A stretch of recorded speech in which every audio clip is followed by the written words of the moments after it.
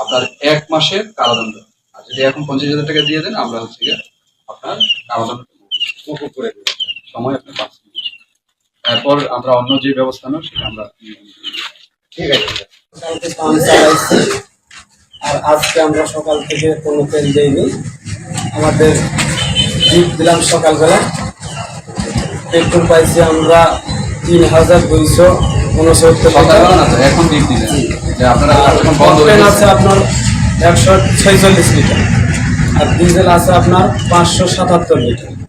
এটা তো আপনারা দেন না, আমি আসছি বলেন ইউনো স্যার আসার পরে ডিপ দিয়ে যে আমরা সকালে বন্ধ রেখেছি যে পেট্রোল নাই বলে এখন স্যার এসে ডিপ দিয়ে দেখছে যে 3200 লিটার পেট্রোল আছে। এটা বলেন যেটা সত্য কথা না।